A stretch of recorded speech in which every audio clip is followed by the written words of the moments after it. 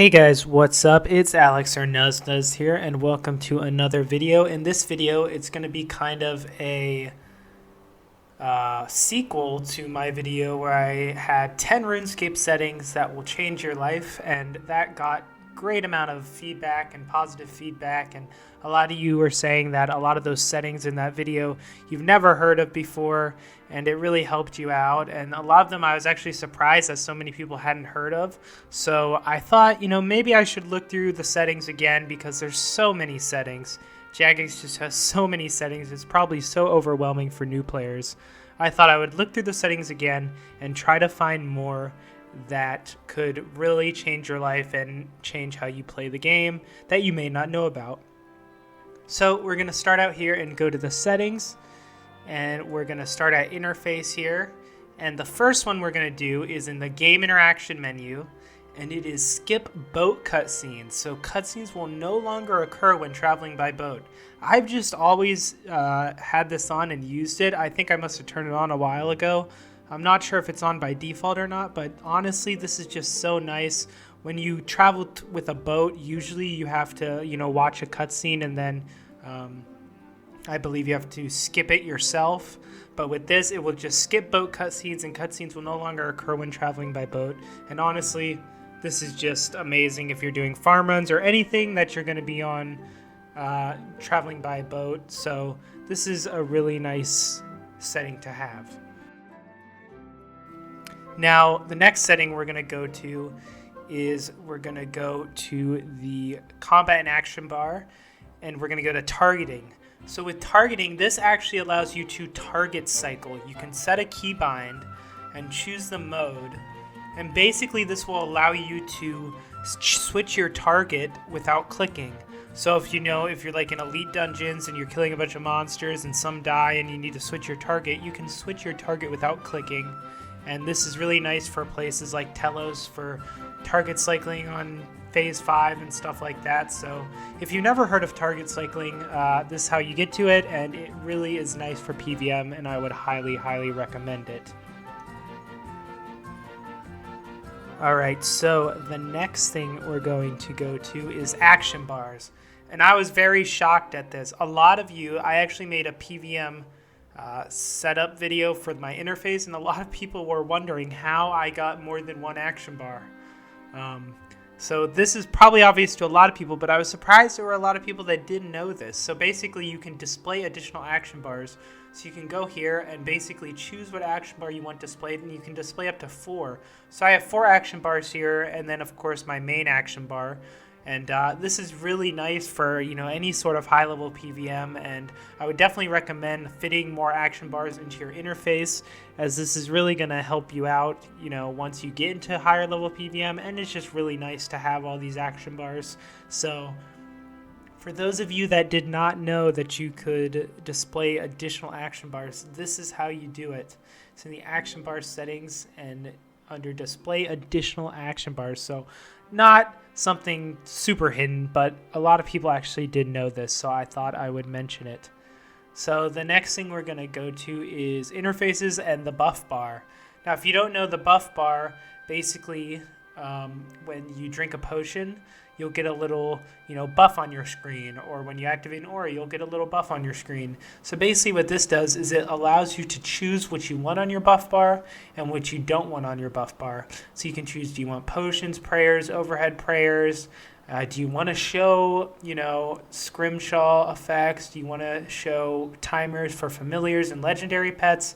So this can show a lot of stuff, combat effects, and you can even do skilling effects.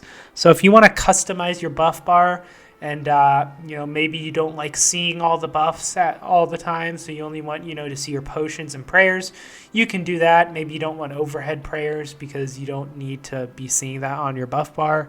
You can turn this off. So this is a really nice area just to customize things better, just so you can get exactly what you want when you go PVMing.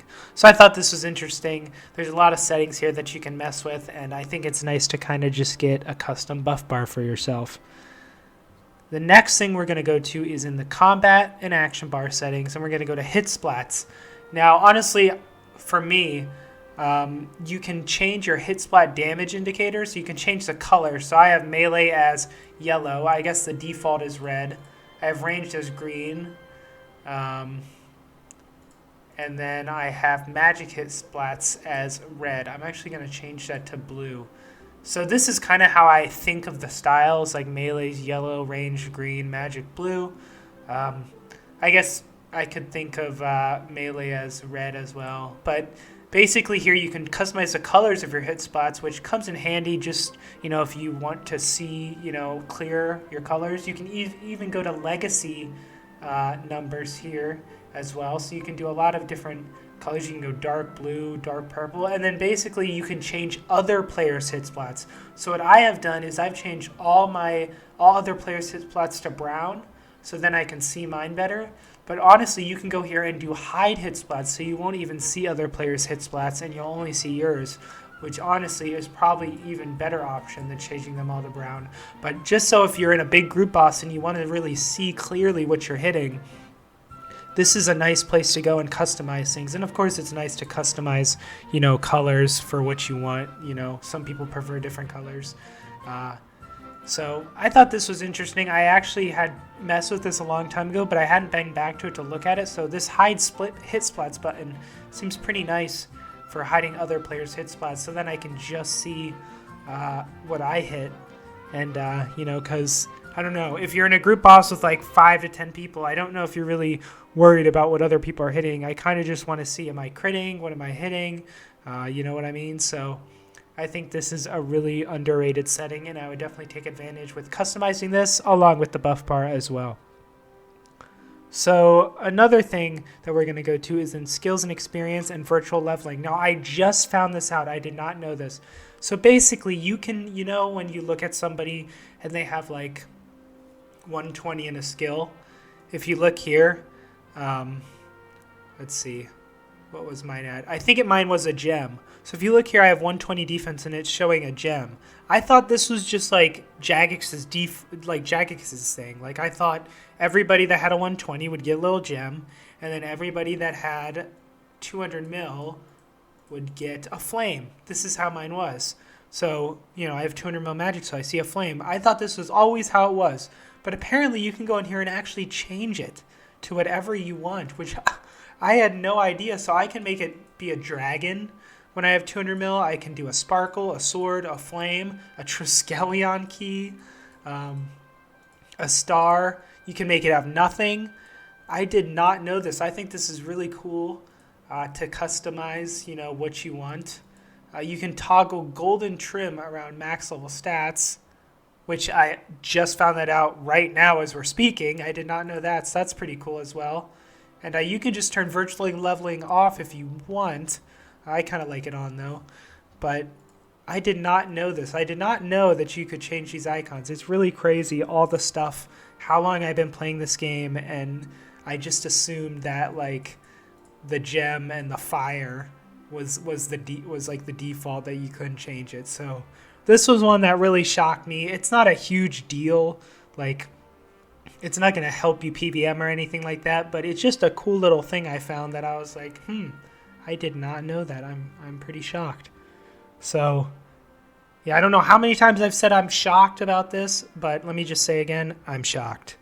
All right, so we're going to move on here, and we're going to go to item drops, and we're going to go to loot beam. Now, I'm sure a lot of people know about this, but this is where, you get a golden loot beam when you get a good drop, and this allows you to kind of customize the value. So let's say I don't want to see a loot beam unless my drop is a mil. I can put that there, and now there will be no loot beams unless my drop is over 1,000,000 GP. So this is kind of nice if you're tired of getting loot beams for something that's 100K or something like that. I think 100K may be the default, but I'm not sure. You could even set it higher, or maybe you want more loot beams, so you can set it lower. It also has the loot beam animations down here, and then you can also turn off loot beams so you never get them. And then this down here, you can make it so you receive loot beams for clue scrolls, which is it's really useful because, of course, you want loot beams if you get clue scrolls, so you know to pick them up. And it's also here in the clue scroll options. And I guess you can also just turn off receiving clue scrolls. So if you never want to get hard clue scrolls again, you can turn that off, which is another interesting setting. So the loop beam is, it's pretty nice for, setting whatever you want as your value. If you have this really low, like 50K, you're going to be getting so many loop beams. I prefer to set mine higher. So when I get a loop beam, it means something, and it kind of is like, wow, I got a big drop if I see a loop beam. So I prefer to have mine higher, but whatever your preference is, you can change it here.